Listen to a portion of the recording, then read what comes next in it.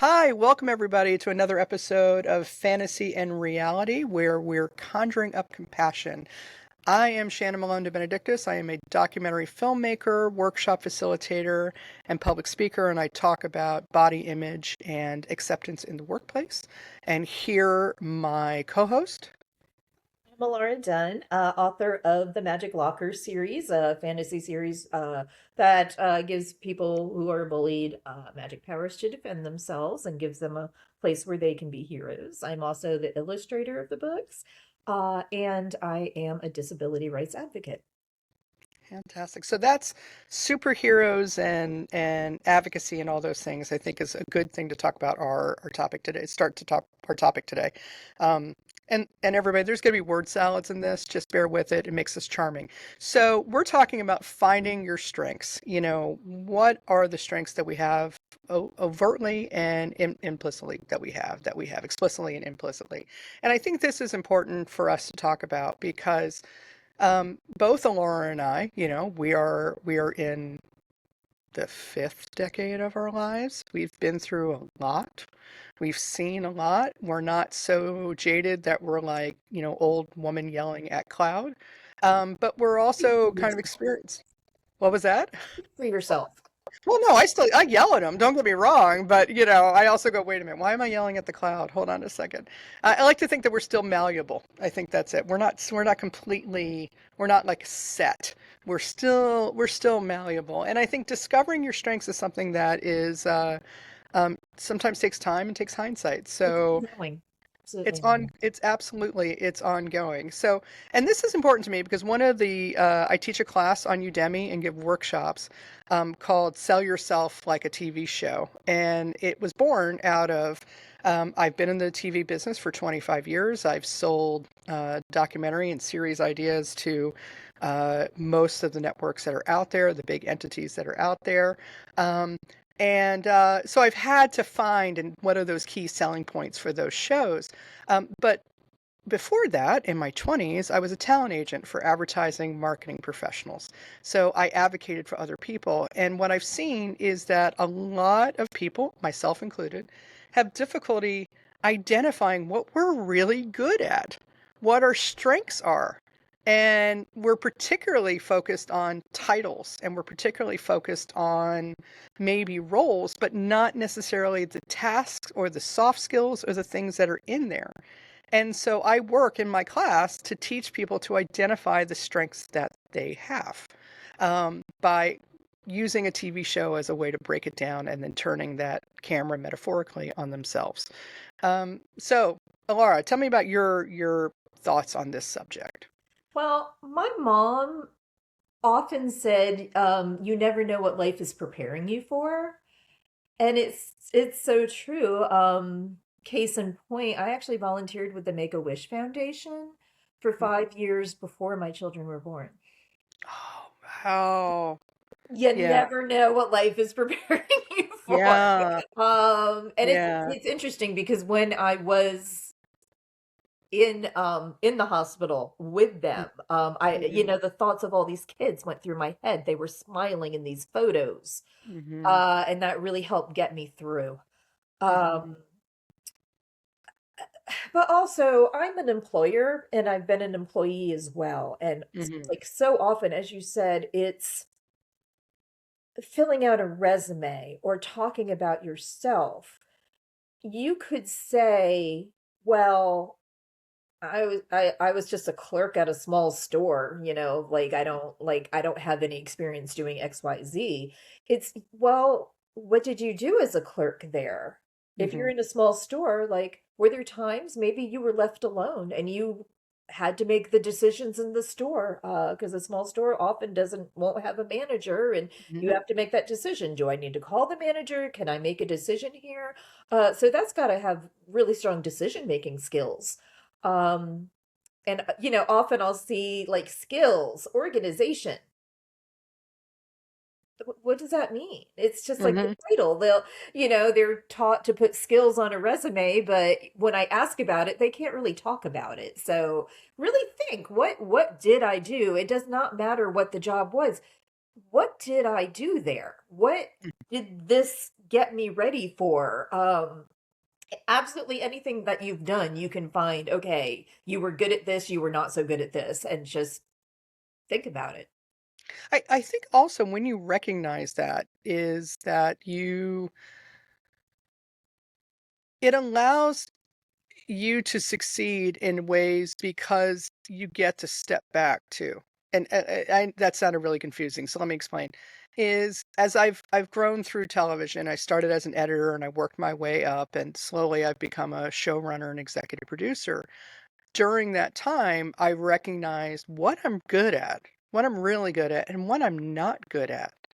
And um, due to things that, you know, sometimes it's just not don't have the talent, and sometimes it's things maybe that just doesn't interest me too much. Usually, okay, fine, I'll get over it, you know. But that, and I just recently had an experience where there was a shoot out in the field, and it was kind of an important shoot, with some very important talent. And they said, "Do you want to direct it?" Now, most people in my position would jump at directing it. But I know my personality is twofold. One, I don't have patience.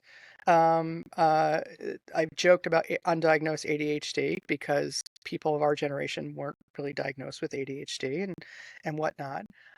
So I am from the Ed Wood School of Directing of It's Perfect, Move On, which is not good for a director. There's a reason why he's considered the director of the worst movie of all time. This is not the way you want to do it, I would be like, right? again, again, again, like I'm Yeah, a exactly. I perfectionist, you mean, know. it's not, you know, and so I realize that in my personality, it's just not something big in my personality. And the other thing in my personality is I tend not to be I'm not really good at sucking up to somewhat important people. I'm not good at that. So so to put myself in a situation where I'm the key person on the ground, I'm leading this, I'm going to have to do multiple takes and do all that. I recognize that I'm not the best person to do it, but I'm really good at putting together teams and inspiring teams who can do those certain elements and get those things done. And so we found a great director who has great attention to detail, doesn't have ADHD, is comfortable doing multiple shoots, and is really good at working with high-end talent. And the shoot went magnificently. It went better than any of our expectations. It wouldn't have done that if I had done it, right? And I think that's freeing in many ways, as well as beneficial to the overall work. If Right, you can recognize what you're good at and what your strengths are, and then what is something that, you know what, maybe you ought to hand off to somebody else. That's not saying you don't want to do it just because you just don't want to do it. right, I don't want to do my books every month. I swear to God, I don't want to do my books every month, but I have to do it. So that's something I will have to learn. And get it done. So I think there's something freeing in recognizing what you're really good at too. right, Yeah. right. Yeah. I find often in finding these things is just talking to somebody about it. Yes. They can sort of, you know, I talk about a lot of things to people and it just sort of like helps like concretize everything. Is that a word? It Mhm. should be concretize. To make concrete the Yes. idea, the concept. I like that. Let's add making up words as one of my skills. Sure. Well, I mean, if the kids can do 67 and make that mean something, we can do concretize and that Yeah. works fine. Yeah. So Yes. how do you draw that out of people? I really, in working with people, I enjoy mentoring people. I enjoy working with them and helping them identify what their strengths are. I think part of it is very early on establishing a relationship with them, a rapport with them that I'm going to let you grow. I'm going to give you experiences. I'm going to let you explore new things. I'm going to put you on a leash, but it'll be a long leash. And you're going to fail. You're going to mess up. But I'm not going to, as long as it's not something done maliciously, or as long as it's not something done um, uh, with intent of doing damage or complete disregard for the project or whatnot, um, uh, I'm going to back you. I'm going to back you up. And I've had this happen. I've had this happen with a few employees who, they've messed up. And it's like, okay, well, let's talk through it. Let's talk through what we can do and what we can learn from this and to help you grow, because that's only going to help them get better. And I think that particularly in the workplace, um, I'm going to try not to monologue here. I think there are two things that are lacking. Number one is just because you're the best at the role doesn't mean you should go into a management or leadership position. Um, to use a sports analogy, a perfect example of that is Michael Jordan. Michael Jordan is arguably the greatest basketball player who's ever played. He is not a good coach, right? Not at all. Just because you are the best at something doesn't mean you are the best person to lead. And in fact, his good, not great, but good teammate, Steve Kerr, is an amazing coach. So that tells you something. So I think that part of it is when you put people in leadership positions, you don't also give them the training or the support to make them as successful in their job. Um, I was in a really unusual situation where I was thrust into a management position when I was 25. Um, and I look back on it and I find it just kind of batshit insane that I was thrown into a leadership position overseeing about 15 employees and running a $5 million business. Um, and I dove into as much learning as possible because I was like, oh, I got to figure this out. So I think that's one thing. I think the other thing is I think that a lot of management and people are reluctant to give negative feedback to people. And because they don't wanna seem harsh, they don't wanna be disliked, they don't wanna be, or they just don't wanna be the bad guy, they just don't wanna be that person, but what they're doing is they're not helping that employee be more successful in the future. Right. So, in management, there's a phrase of, in a pleasant way, you say you present the Oreo. In the kind of more crude way, you say you give the employee a shit sandwich, which is you couch it in positive, critical feedback, positive ways to continue to be things. And I think that people are usually reluctant to do that and don't see that that actually can harm in helping that person grow in the long Exactly. term. Yeah. Exactly. Yeah. Sorry, I monologued. I totally No, that's monologued. good. Yeah. Has that been your experience in terms of being both as an employer and employee? Do you find that lacking, or have you been successful in finding those types of environments? So I'm always looking at things from other people's point of view. Um, Always have. So I find that like when you're a manager, you really have to give somebody a chance. Actually, speaking of applicable skills, blah, blah, blah. We had an employee just working retail in a clothing store. There was an employee that was just Mhm. terrible, hated everything about his job. Um, it could not sell to people, was just, always lurking in the back or hiding from the job.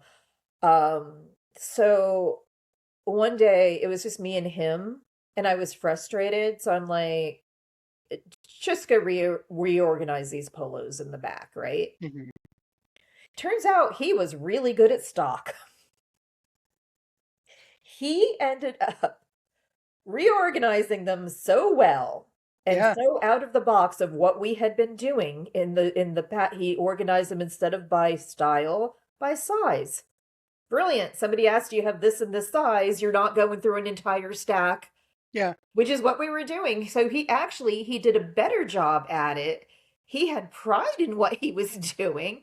And I was like, I'll tell you what, you come out during the lunch rush, and after that's done, you go right back and organize something else. He's like, deal. And he did okay on the sales floor and then went back. That employee ended up getting sent to different stores to work in their stock rooms. Oh, that's great. And Yeah. so he ended up getting like more money, and he was horrible.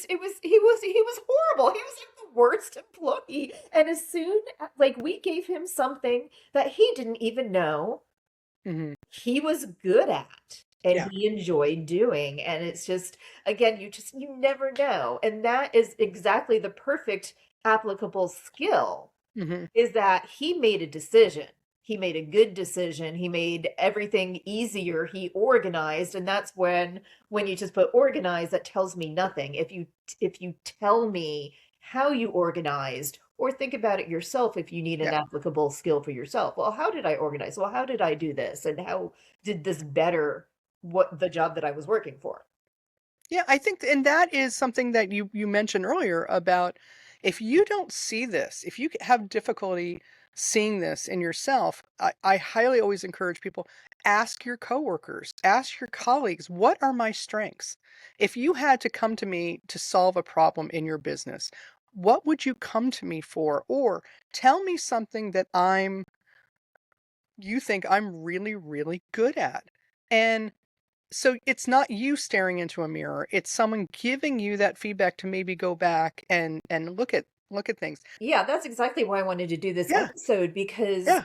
it's hard. I lack self-esteem, that's no secret. And it is hard when you don't have self-esteem to be able to talk about it. So Mhm. that whole conversation is exactly why I'm hoping people who are watching this Yeah. understand that, yes, you have something of worth. Everybody You does. you absolutely have something in worth, and then it's shaping it in a way of saying when you're applying talking to people, you're applying for jobs, you're promoting yourself, is I've solved this problem because ultimately employers are like, how are you going to make my business better? And it's like, well, I can solve these problems. I can do this. How can I make your stores better? I totally rearranged how they stocked their goods and made things infinitely more efficient by my new stocking system. There you go. That's part of it. And I think recognizing those strengths, as someone who struggles with self-esteem, who struggles with it, what I tell myself is, okay, I just need to be a confident goddess for 10 minutes. Can I do it for 10 minutes? Right? It's like you give yourself these little things. Yes. It's like when I'm at the gym, I can do anything for 30 seconds. Okay, I can figure out a way to do a plank for 30 seconds or a side plank or something, right? It's the same thing. It's like, okay, just find that reservoir. And when you know what those things you're really good at, you know what those strengths are, you're able to tap into that energy. You're able to tap into Right. that confidence. And Yeah. to use myself as an example, if we're ready to wrap things up, it is interesting that I was a retail manager for 13 years. And when I had twin disabled children, Hmm. I realized how efficiently I could work. Oh, You yeah. need to be efficient. And I'm just like, like redoing your cabinets is not, for efficiency in that situation, is not that different from restocking shelves. Yeah. I now have caregivers for my daughters, and I've been a manager. I've been both an employee and an employer. So I think I really started with some advantages Yeah. over parents that didn't have that. So it's like it's there. And even if it's not job to job, I mean, it's how do you run your household? How do you do this? Just think about it, everything you're doing, and Hmm. you're going to be able to form who you Yeah. are. That's exactly it. Well, thank you. Like I said, I'm Shannon Malone-deBenedictis, workshop facilitator. I do have a class on discovering your strengths called Sell Yourself Like a TV Show. You can find it on my website, padlincreative.com, and it'll bring you over to Udemy. You can also set up an appointment with me or just kind of read my essays and my blog. And my colleague, I'm Elara Dunn. Can be found at themagiclocker.com. And I actually have a new newsletter that you can sign up for there too, where I'll be talking about different things, not only with my books, but different things to help people who maybe feel lonely or suffer from low self-esteem. and everybody share this podcast, please. We like numbers. If you like it, like it. If you think people enjoy it, please share it. That helps everybody. Okay? Until next time, bye. Bye.